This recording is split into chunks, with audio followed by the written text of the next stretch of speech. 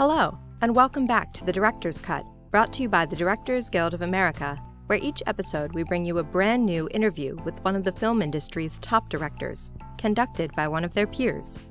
Remember to subscribe to our podcast on iTunes or wherever you get your podcasts. And if you're enjoying The Director's Cut, please take a moment to rate and review us on iTunes or like us on SoundCloud. We love hearing your feedback.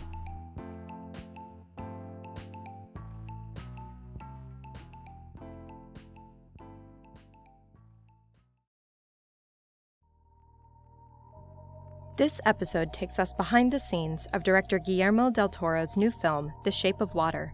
Set against the backdrop of Cold War-era America, the film tells the story of Elisa, a mute, isolated woman who works as a janitor in a high-security government laboratory hidden in Baltimore. When she and co-worker Zelda discover the lab's classified secret, an intelligent scaled being from South America that lives in a water tank, she develops a unique bond with it and learns that its fate lies in the hands of a marine biologist and a hostile government agent. In addition to The Shape of Water, Mr. Del Toro's filmography includes the features Hellboy, Pan's Labyrinth, and Crimson Peak, the pilot for the series The Strain, and episodes of the series Hora Marcada. Following a recent screening of the film at the DGA Theater in New York, Mr. Del Toro spoke with director Baz Luhrmann about filming The Shape of Water. During their conversation, Mr. Del Toro discusses his reason for setting the film in 1962, how he focused on symmetry as a narrative device, and why he believes fairy tales can be a useful storytelling form for adults.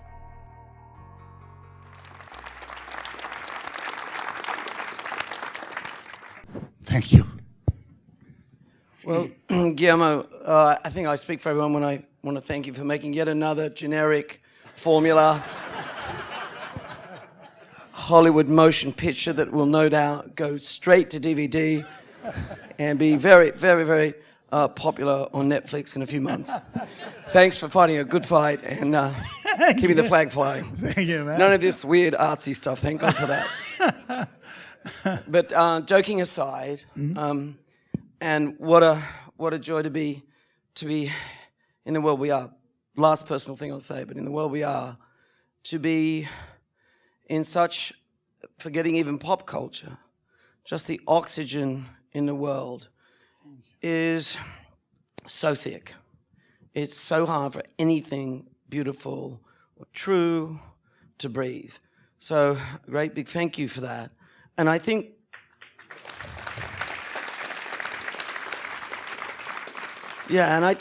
maybe the first question everyone, I don't know what the first question everyone's asking, and we'll certainly get you soon, believe you me. But just to kick things off, or a little bit, is when you went into when you got on that journey, and they're all personal, those journeys, as to how you come to what to put out there. I mean, you have a vast sort of, I think, bandwidth in terms, not vast, but a bandwidth in terms of genre. But you always have a Guillermo del Toro language. So the choice of what you decide to put out there must be a big decision for you. So my question is, how you came to that choice? Well, that's a really great question, and one that I don't think I've related enough, because I was, by many circumstances, going to do I was preparing a sequel, and then I served in the jury at Cannes. This sounds very Pollyanna, but it's completely true.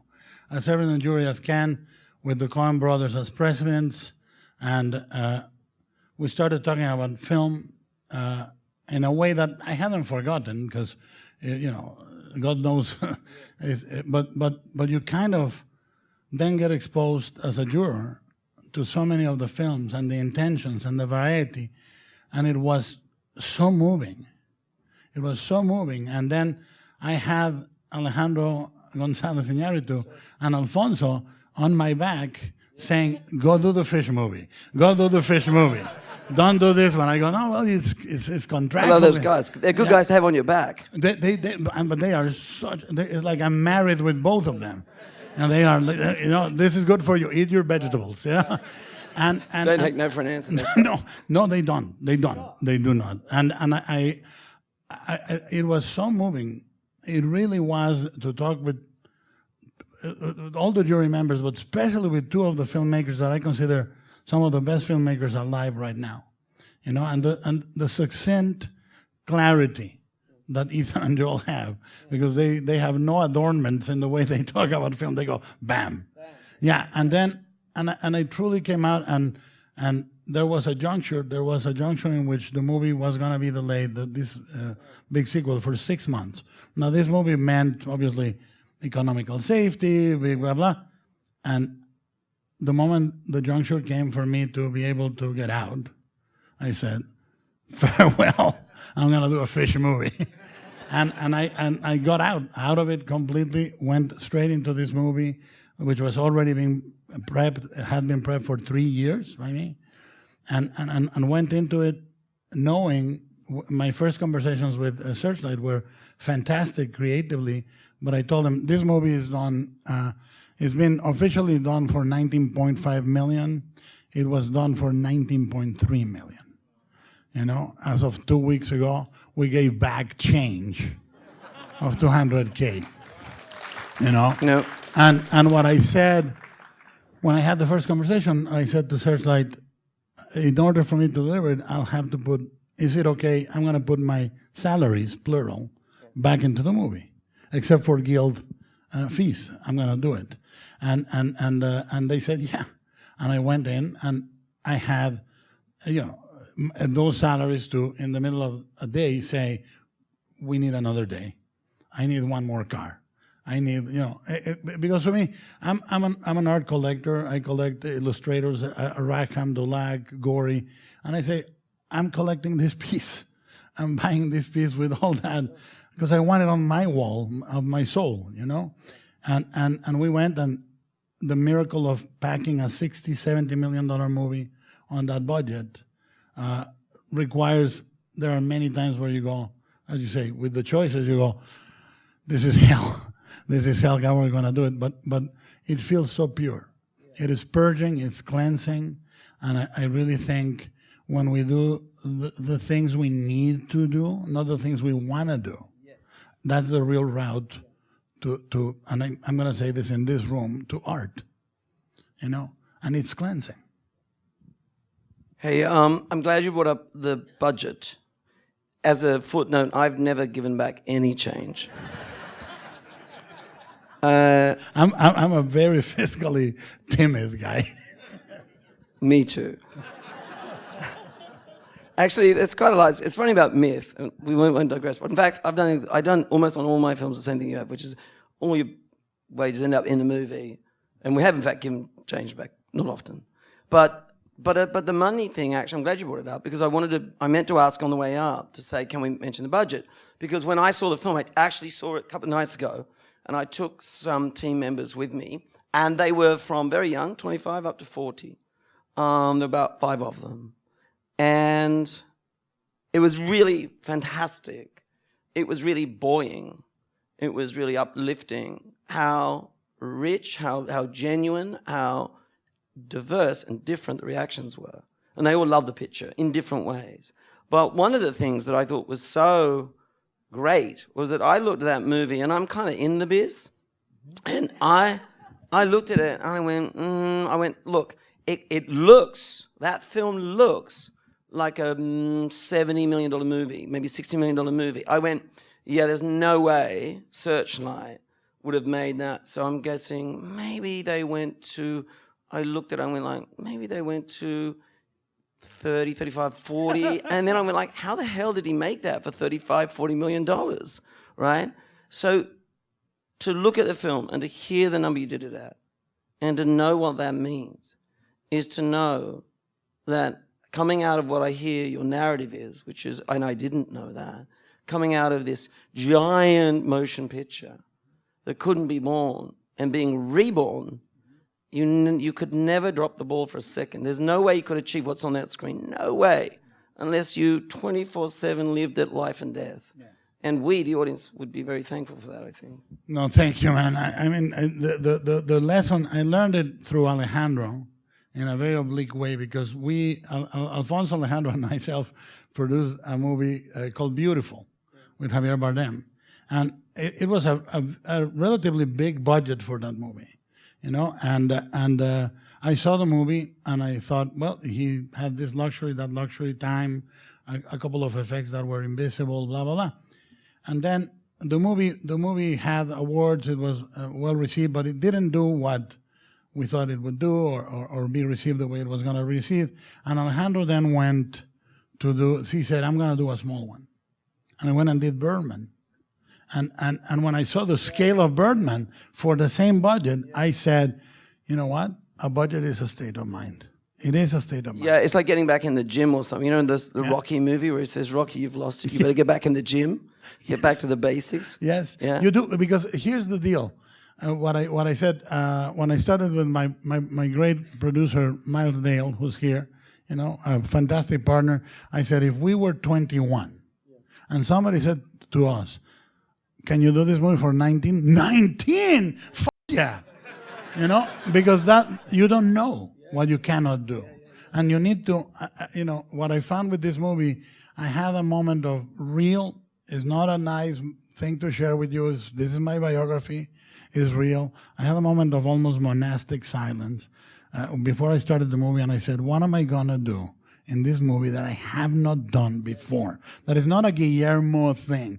What am I gonna do? Talk about sex, talk about life, talk about love, yes, but formally, in terms of restraining myself, being as precise as possible, all these things. And I said, I gotta do things that I'm afraid of. And that's the movie. I mean, beautiful. And maybe that leads to another question, which is, all the questions lead to one point, which is the moment we're in. No matter who you are, where you are, forget popular culture, doesn't matter what it is. So not a single person on the planet isn't going, where are we? But more importantly, where are we going to? And then a lot of people have to ask, what am I going to do? Yeah. So that is really inspiring and really beautiful about it. And speaking about the where we are and where we're in, I mean, without, the nature of the language of the film, you know, the fact that you both plug deeply into the past in terms of the cinematic language, to find something to say, to reflect about now, but to say something about the future. Yeah. I mean, how did you, finding your own language and your own signs and symbols and your own way, you hope, of making both reflection, be pointed and not pointed, how do you go about building that language? How specific were you in thinking of it to be a reflection of where we are now? Well, what I wanted very much, when people say, well, what movies did you watch? And what movies were you inspired? And my answer is always, for any movie, by the way, the ones that don't relate to the very core of the movie, meaning the genre core. If I'm going to do a reflection about a genre that is so second nature to me that I consider it a fairy tale, which is 1950s B-movie, whatever, those are the ones I'm never going to touch. But I watch Douglas Sirk. I watch Vincente Minnelli. I watch, William Wyler, because I want to find that purity of staging, that sort of musical camera roaming. And then what I do, and you do the same, is I then decipher the movie in visuals and audio, signs and symbols, because everything says something. And the problem I have is that, there are a few movies of the ones I've done where it's almost like a surge where I go, I love movies. And I'm not saying movies a lot. I want to see a movie where I feel like I'm in a film with the craft, with the handmade feel of a movie that was made by humans, fallible, beautiful, with the wabi-sabi of it all. I want to see the damage of the weather. I want to see reality. And that's the way I approach it. I said, if I'm talking about love and sexuality, I want the movie to be sensual. I want the colors to be enveloping. I want the light to be gorgeous. I want the camera to be floating like water the entire time. There's not a single static shot in the film, So, those things, those decisions are content. They're not form. To me, if we're talking about painting, we say, what did Van Gogh paint this week? Some flowers in a pot. Oh, great. What a great painter. Yeah, he's a fucking great painter. And let me explain to you why, because I'm going to talk about the brushstroke, I'm going to talk about the color palette, I'm going to talk about the expressiveness of the form, blah, blah, blah. We don't do that with film. Or dialogue with film mostly now is about the dramaturgy of it all. Plot, script, and character. And I so appreciate when somebody pushes that. You know, be it you, be it the Coens, be it Scorsese, whoever is doing it, I get drunk in film. And I wanted to do a movie that was a love letter to movies, to film. But not grand cinema also, because look, when the camera goes through the floor, if the cinema was playing Singing in the Rain or Citizen Kane, then that's a postmodern, ain't great movie, great cinema great. No, all cinema is great. Sunday cinema is great, you know? So I wanted to celebrate that. Yeah. I mean, beautiful. It's funny you say about the plot part, because I think one thing you've expressed, and I really want to come back quickly to what you're talking about, actually cinema now and the dialogue about cinema now and the function of cinema, all of that. They're big sort of like headline questions.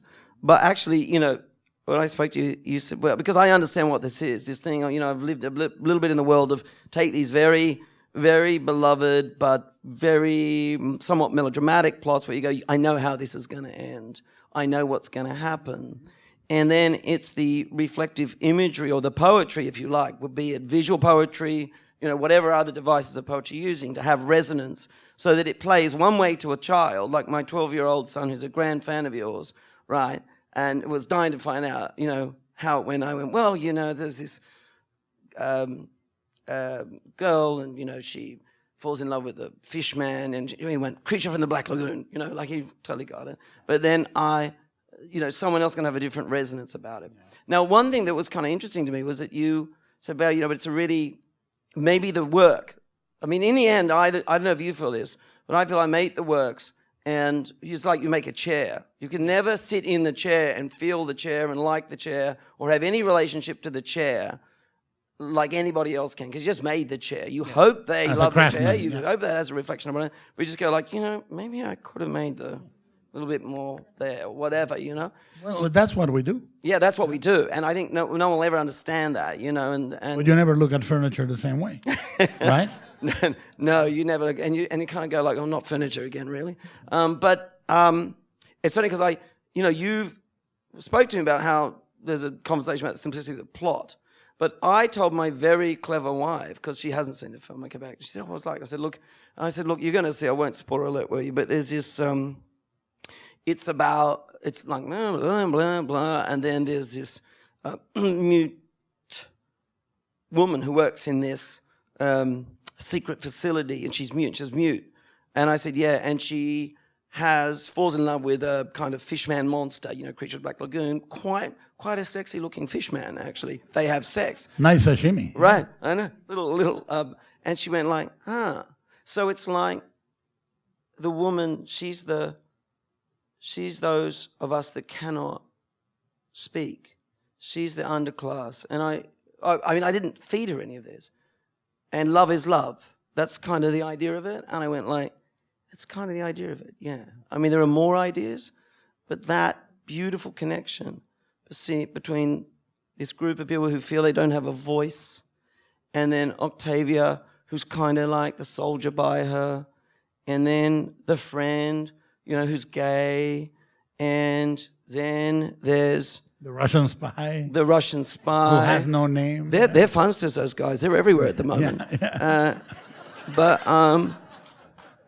And hey, amongst it, in the end, you know, whether it's Beauty and the Beast or Romeo and Juliet, whether metaphorically they die by going down into the water, or whether they disappear into their love at the end of it. And all those, the dispossessed and disparate, and then of course Michael Shannon's, I was going to say supremist, I won't go there, but Michael Shannon's, let's not get into that. But I will. You do that. Yeah, I will. Do Michael Shannon, because honestly, forget what an incredible actor he is and what a chilling performance, and how if you wanted a poster for everything to be scared of in the world at the moment. He's performing it. Why don't you tell us about it? Well, it would be, for me, the scariest thing in the world is certainty. It's because whenever someone tells you they are completely sure of how you need to live, who you need to fuck, who you need to worship, I go run for the hills. Because certainty is horrifying. I think that the nature of humanity is uncertainty and imperfection. And most of my movies are about this. Now, the difference for this movie is that I had a moment with myself, blah, blah, blah, but I also, everything I am, everything I've done in 25 years of being in the craft leads you to that chair. Yeah. And I made that chair for you to be sit on comfortably, love it, and then rewatch it, hopefully. Yeah. And you can see the connections. I mean, there are so many things everything's purposeful in the movie, which gives then place for you to be yourself, you know? If you prepare thoroughly, then improvisation and true, genuine expression come out. So what I did is I layered it in a way that everybody that speaks in the screenplay, that has the gift of speech, is confused and has problems communicating. Yes. And the two characters that don't speak communicate perfectly, you know, and they are harmonious at that. And it's touch and looks, because words in now lie. Yeah. Words lie right now. And pictures lie too. Well, it is, because when they are controlled, when they don't come from the God. But then what I did is each of these characters has a love story. All of them. Yes. Requited, unrequited, failing, failed. Doesn't matter, all of them. And each of them solves essential things, for good or for bad. The Russian scientist that cannot use his name gets to say, "My name is Dmitry. Charmed to meet you." The woman without agency or voice gets a musical number. You know, the man in love with the pie maker that tries to avoid the present and is fascinated by the past of the movies and his own, gets to live in the present and find the friendship and the courage, blah, blah, blah, blah, blah. And what I did was I triangulated. I didn't have the characters resolve their own conflicts. Like Zelda doesn't resolve, or is the token character by which we will go into the race problem. We do it very passingly through the TV on the diner, but she doesn't articulate it. She doesn't say, oh, you know, but it's perfectly articulated in the scene where Shannon pins her against the wall and says, "Have I ever told you how Samson and Delilah?" And that's all you need. You don't need for her to articulate. You need her to live it. So, you know, it took 4 years to write the screenplay. 4 years of constant work on the screenplay. And it's layered there, and then there is layered in audio visuals. The way the movie is color-coded is completely calculated to help tell the story, you know, and we can go into that if you want. But the thing with Shannon, I said, okay, I'm doing a movie about imperfection. I'm doing a movie about the fact that ideology, which is now cutting into our most intimate spaces, completely separating us at our most intimate level in us and them. That's because we become completely easy to control. Yeah. Everything is controllable. If I'm hating you, I get distracted. And I wanted to say there's no us and them, there's only us. But the character that believes there is an us and them, which is Shannon, is the catalyst for the conflict to exist. Now I chose 1962 because the movie is about today.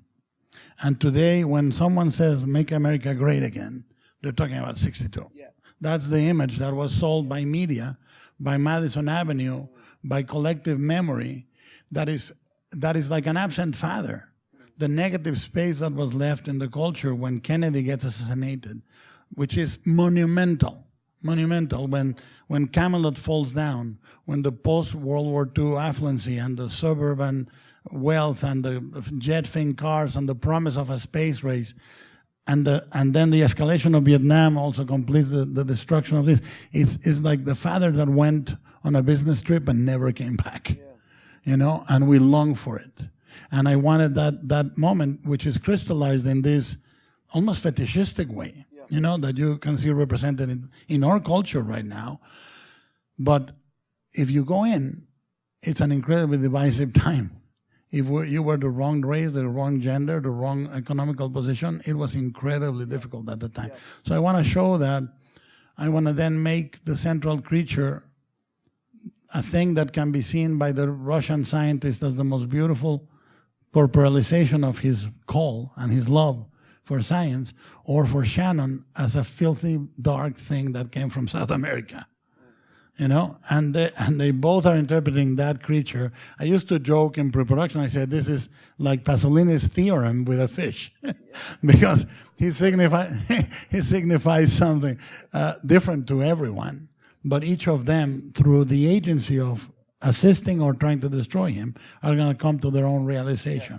So Shannon realizes that his father, this general that calls him son, is the motherfucker of it all, because he's the system, he's the guy that goes.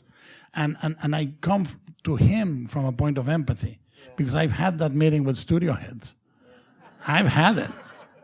When I go, you are killing me, and I go, yep. And you have it. And at the same time, all his positive thinking, all his decency, and at the end, because I think, Baz, and I think we live for the last 3 minutes of our life.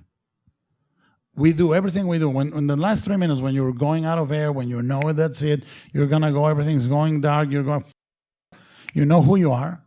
You're not a film director, not a member of a hallowed profession.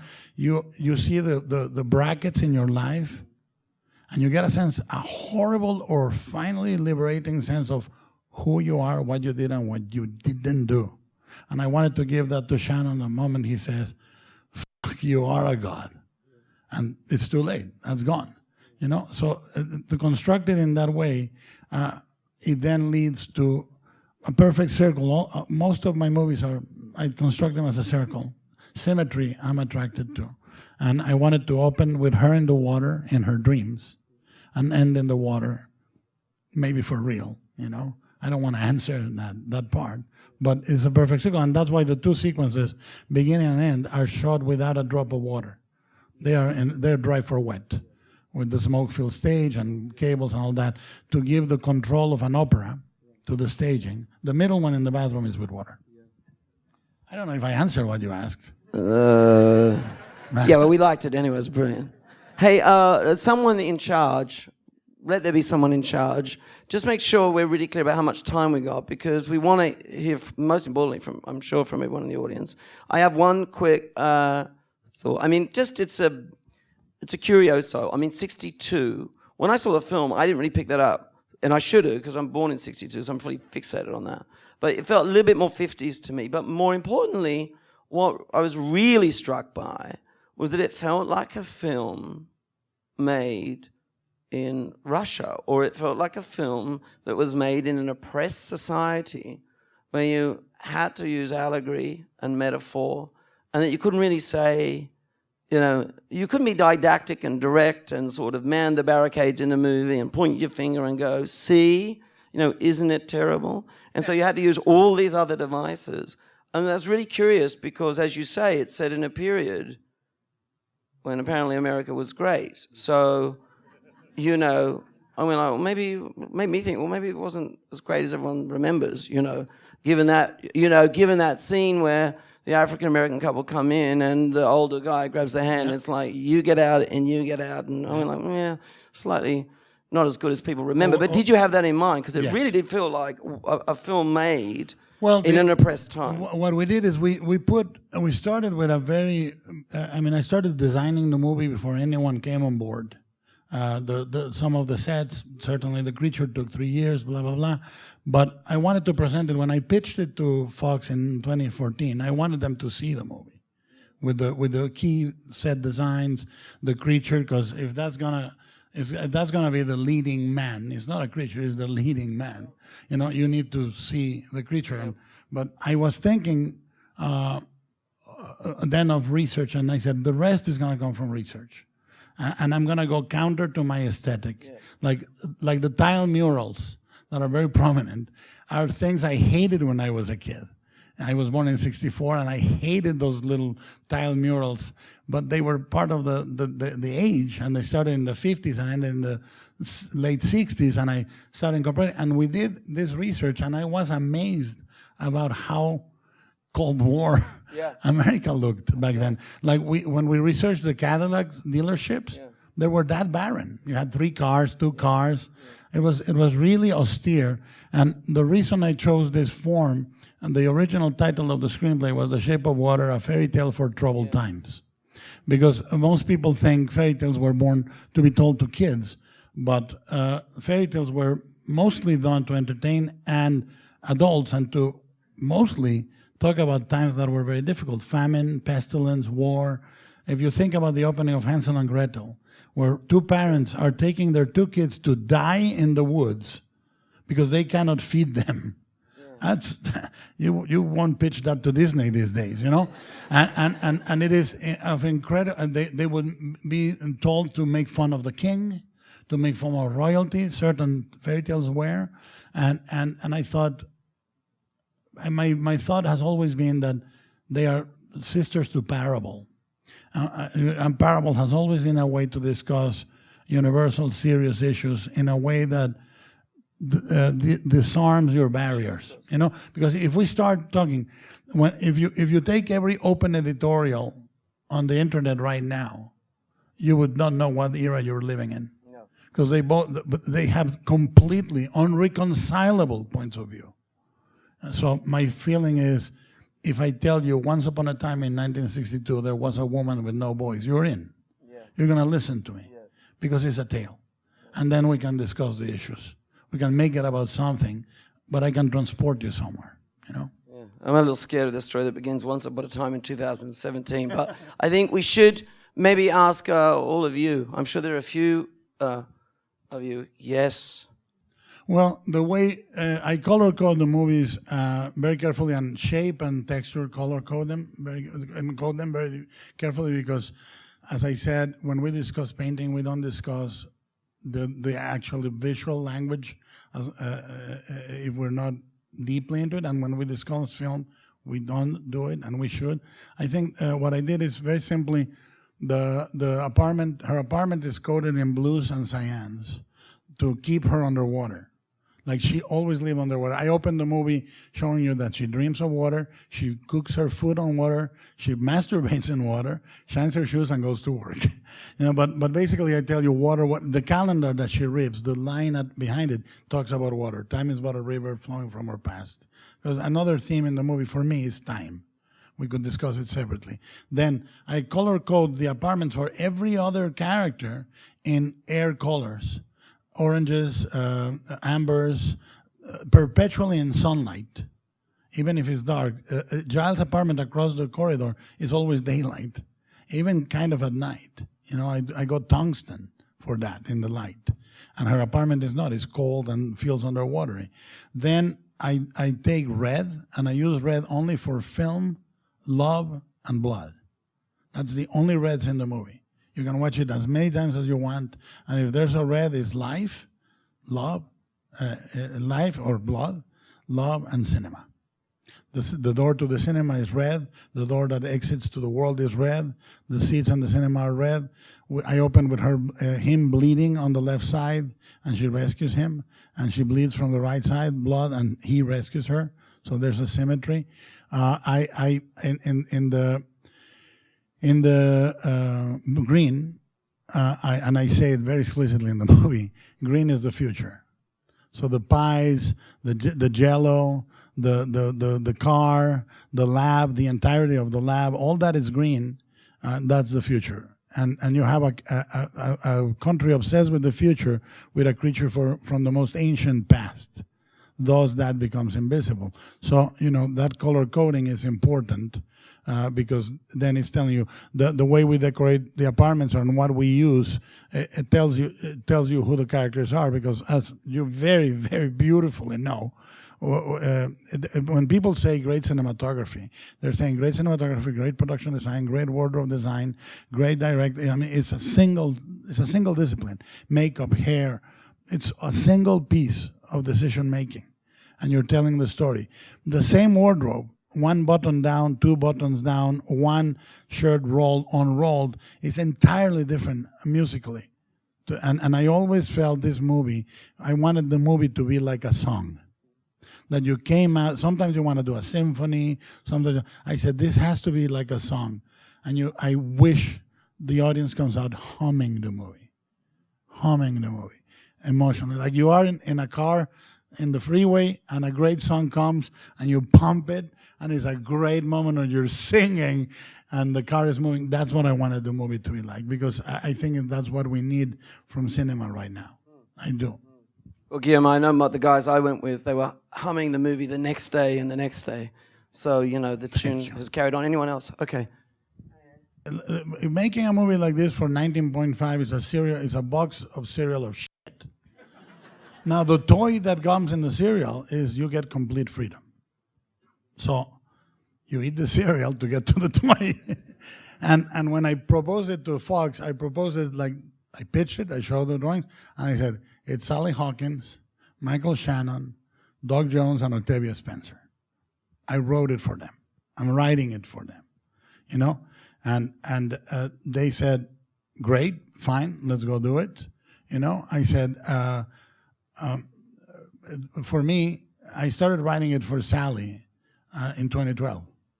And I sent a message to her agent, a message that she tells me doesn't happen often, that said, look, I want you to tell Sally I'm writing a movie for her.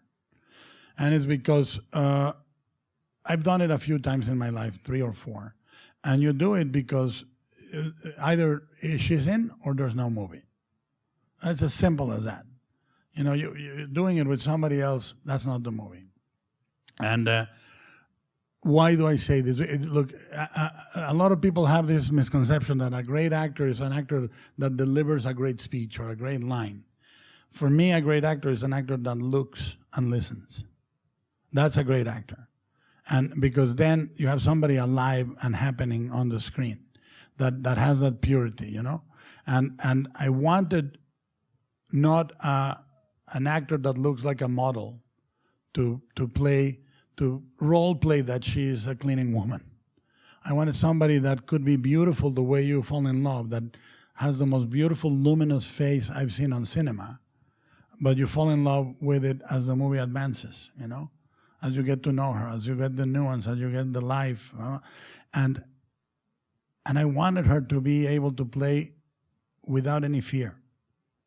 She's one of the most brave actors I've ever met. Fearless. And she has to dance, be naked, pretend that she doesn't have the power of speech. And I said to her, when I met her, I said, I want you to study Harold Lloyd, Buster Keaton, Charlie Chaplin, and more important, Stan Laurel. I said, Stan Laurel has a state of grace that is impossible to evaluate. Because without doing anything, he's doing everything. So watch him. Oliver Hardy gets the laughs, but look at Stan. I said, and she did. And she channeled that, and her movements are very aquatic. I wanted the creature on her to move similar. She throws the body forward. She goes up the stairs with the hand forward. Very classical movie movements. Now Shannon, same thing. I wanted somebody that you could understand the humanity, but could be overwhelmingly menacing. Because what I take is a paradigm that was perfect in those movies that I was raised as a child, and flip it on its head. What do I mean by that? In the 1952 version of this movie, Shannon would be the hero. And he would shoot the creature and get a round of applause. And the image of the creature carrying the girl would get a gasp, and it would be an image of horror. And now it's an image of love.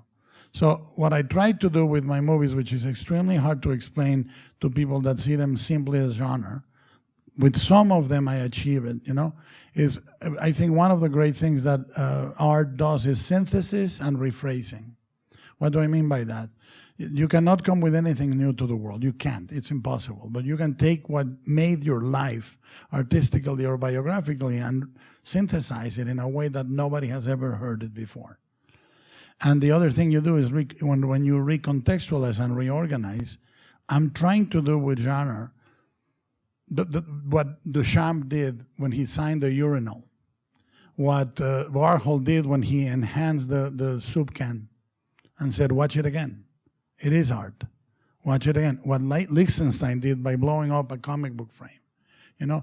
And I want to be loyal. This is what Baz was saying. I want to be loyal to the beats that make this song a tango.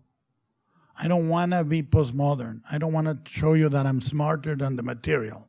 I get high on my own supply. I'm madly, promiscuously in love with the forms I'm dwelling in. But I do it in a way that I try to not just go, I say, what's the different impulse? If we go through the front door of the building with the square-jawed guys that are scientists and secret government agents, but if you go through the service entrance with the people that clean the shit and wipe the piss, that's a completely different instance and a completely different tale. Because if you see Waterloo, not from the point of view of Napoleon, but from the guy that is starching his fucking underpants, that's a great movie. I want to see that guy. General, they're almost ready. Sacre bleu. Wellington is there. You know, I want to see that. You know, I always say, what is the anti-instinct for this moment? And I try to go there. So I don't know if I answered your question, and two more that are coming. Can I pinch the underpants idea for Napoleon? Yes. We got one more question from the audience. So, well, it's many reasons. The first one, obviously, is at age 6, on a Sunday after church, I saw Creature from the Black Lagoon. And at the moment he swims under Julie Adams, I thought I was overwhelmed like Stendhal by the purity of art. I was like, I don't know what this is, but it fulfills my life, you know. And I was overtaken. And at age 6, I didn't know the stories didn't end well. I thought, oh, I'm sure they're going to end up together, and they didn't. That's part one, you know. Part two. In studying fairy tales, there is a small strand of fairy tales that is referred to as the magical fish. And it's mostly, you can find it in almost every folklore, and it refers to a fisherman that gets a fish that says, if you let me go, I will concede you 3 wishes. And either it completely deconstructs or reconstructs the fisherman's life, depending on the fairy tale version. Third part, I'm a lapsed Catholic, but I'm a Catholic, and I love the fish as a symbol, not you know, but also the humble Messiah, the idea of the Messiah that comes in rags to be tortured and put through pain, and then reveals at the end as a true Messiah, which is incredibly moving, and is very close to fairy tales in a strange way, and it exists in fairy tales in many guises. Those are the reasons partially, but a reason that is purely instinctive is that water for me is life in a way that I cannot articulate. It's pre-verbal for me. Most people dream they can fly.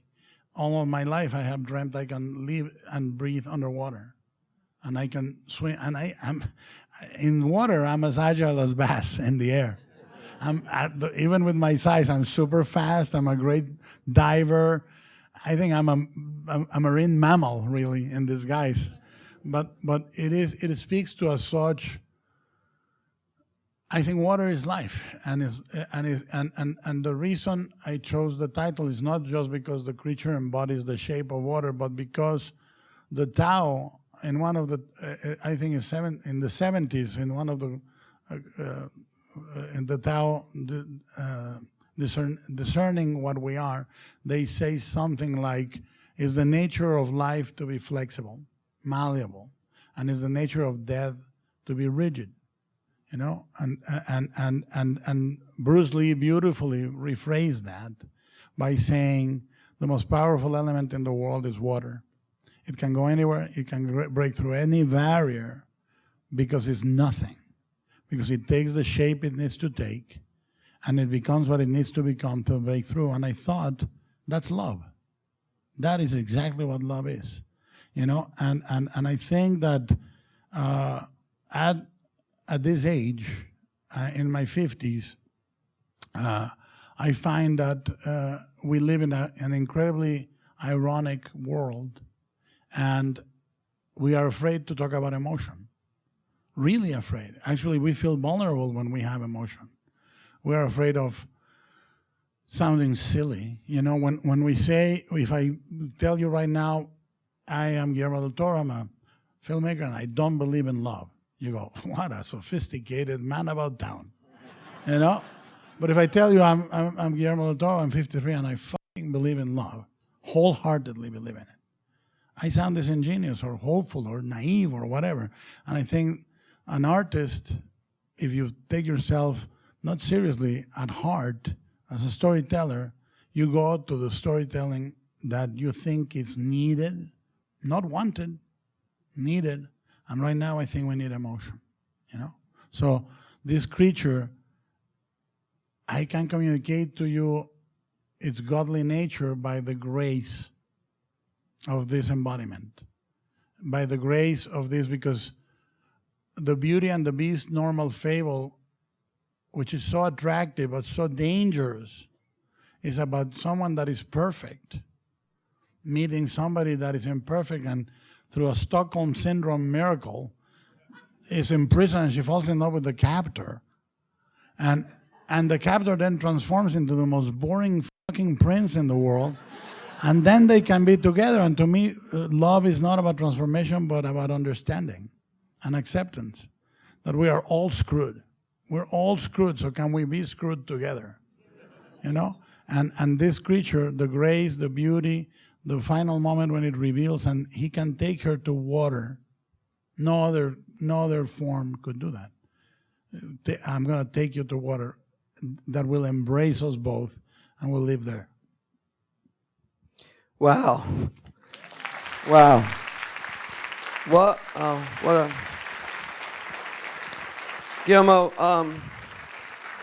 what a poet, and what an incredible, remarkable storyteller. And feel like I'm Oprah or something. Yeah. If you look under your chairs right now, you'll get a Cadillac. Who got the Cadillac? Yeah. It's very clean. Listen, you gotta come down the aisle high-fiving everyone.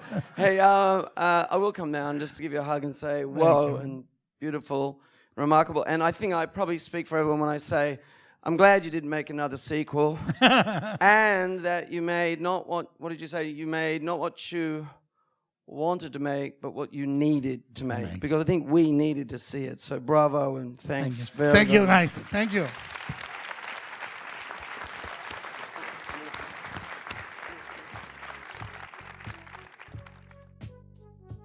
Thanks for listening to another DGA Q&A.